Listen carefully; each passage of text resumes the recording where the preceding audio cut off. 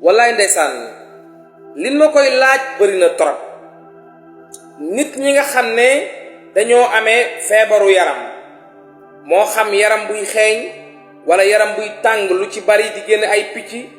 wala sax ki nga xam ne dafa am ay picc ci kanamam mais lu nekk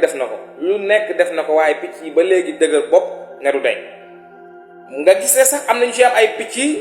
bay bës seen kanam gi muy génne saal bu weex wala ñi nga xam ne dañ daan xeesal ba seen yaram bi commencé di teg cere ñu leen di bomb lu ne ñu koy def léegi gis naa ko ci réseaux sociaux yi mais ba léegi affaire bi mënul deñ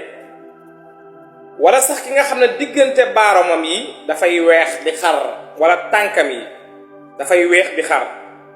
wala sax mu gis ne yaramam bi dafay génn ay picc mais picc yooyu saa bu ko bësee ndox mi fu mu laal rek dafay génn waat beneen picc lu doy waar laa lay wax lu efficace la nga xam ne soo ko defee bu ànd ak dogal yàlla bi lu mu fekk ci sa kanam mu xam kanam bu nga xam ne dafay ñagas kanam bu salte maa ngi jégalu nag noonu laa damay expliquer rek dafa am benn plante bu séeréer di wax ngir boof olof di ko wax mbër boof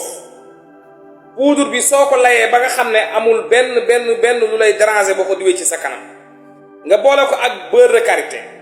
boole ko ak huile nutrati aloe vera ñett yi ma lay jox soo ko mélangé nag nga xam ne da nga koy boole mélangé ba nga xam ne mélangé wu na complètement bu fekkee da nga am ay cere ci sa yaram wala ay rew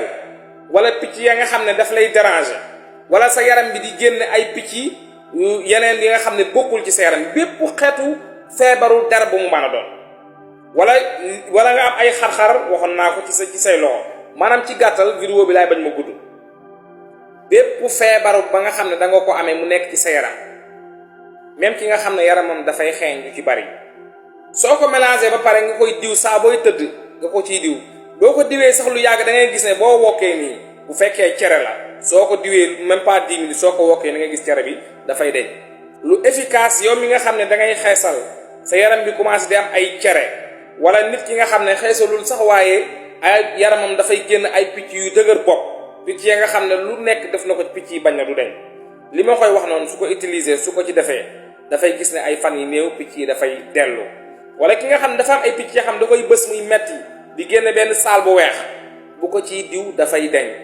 li ma lay wax noonu lu efficace la lu nga xam ne doo ci jëndante yenn huile yi di ko diw te doo ci gis benn résultat boo ko utiliser bu ànd ak dogal suñu borom bi yàlla dina la ci may